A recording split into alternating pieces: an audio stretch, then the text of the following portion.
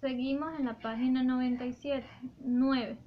Dado que el sistema no es una cooperación fundada sobre la igualdad de todos los elementos, sino que supone la prioridad de un grupo de elementos entre paréntesis y entre comillas dominantes, cierra paréntesis y cierra comillas y cierra paréntesis, y la deformación de otros, la obra entra en la literatura y adquiere su función literaria gracias a esta dominante.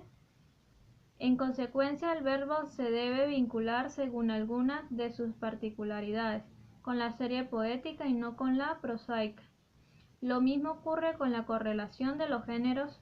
Actualmente, los factores que relacionan una obra con el género novelístico son las dimensiones, la exposición de un argumento. En otra época, la que decidía era la presencia de una intriga amorosa en la obra. Aquí tropezamos con otro hecho interesante. Desde el punto de vista de la evolución, se coloca una obra en correlación con una serie literaria determinada para medir la diferencia que existe entre ella y la serie literaria, a la que pertenece determinar el género de los poemas de Pushkin.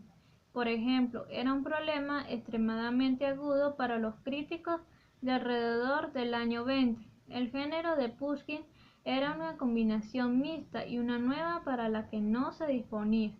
Una denominación entre comillas establecida cuanto más neta es la diferencia con una serie literaria. El sistema que se separa se pone más en evidencia. Así el verso libre ha destacado el carácter poético de los rasgos extramétricos y la novela de Sterne acentúa el carácter novelístico de los rasgos que no conciernen a la trama.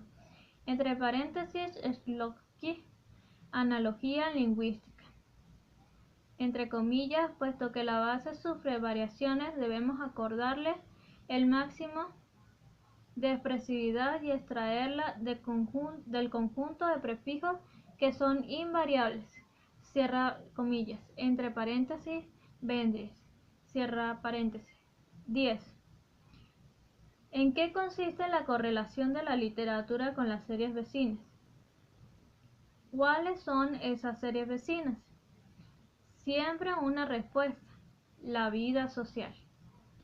Pero para resolver la cuestión de la correlación de las series literarias con la vida social debemos hacer otra pregunta: ¿cómo y en qué la vida social entra en correlación con la literatura?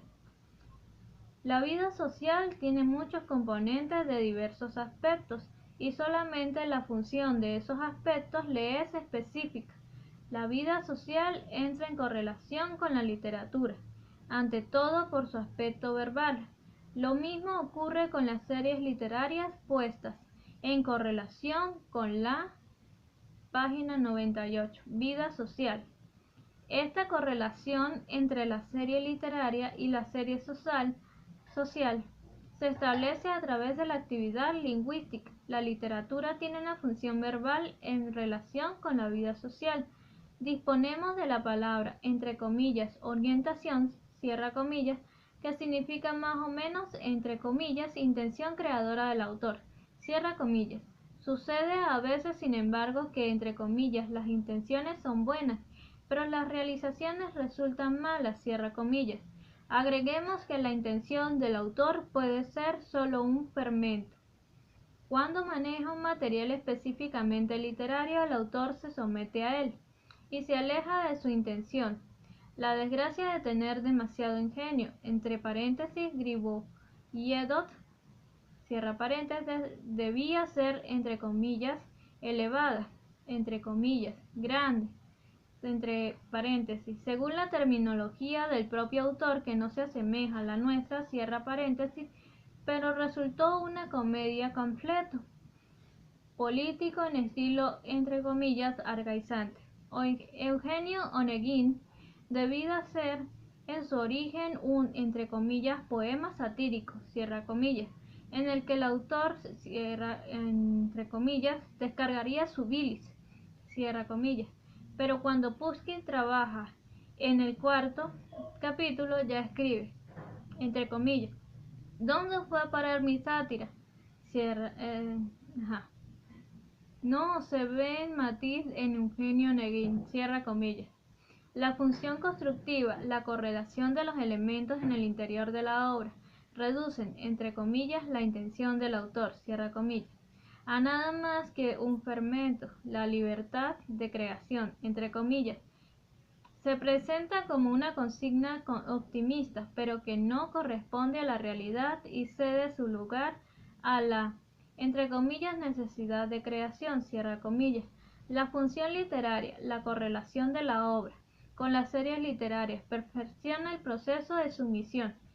Si borramos de la palabra, entre comillas, orientación, todo matiz teleológico, toda idea de destino e, entre comillas, intención, ¿qué se obtiene?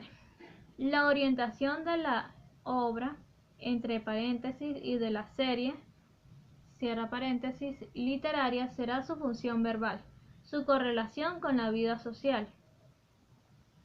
La oda de Lomonosov tiene una orientación, entre paréntesis, función verbal, cierra paréntesis. Oratoria, la palabra está elegida para ser pronunciada. Las asociaciones sociales más elementales nos sugieren que estas palabras debieron ser pronunciadas en una gran sala, en un palacio, en la época de Karamzin. La oda era un género literario entre comillas gastado. La orientación cuya significación ha disminuido desaparece. Es utilizada para otras formas que corresponden a la vida social.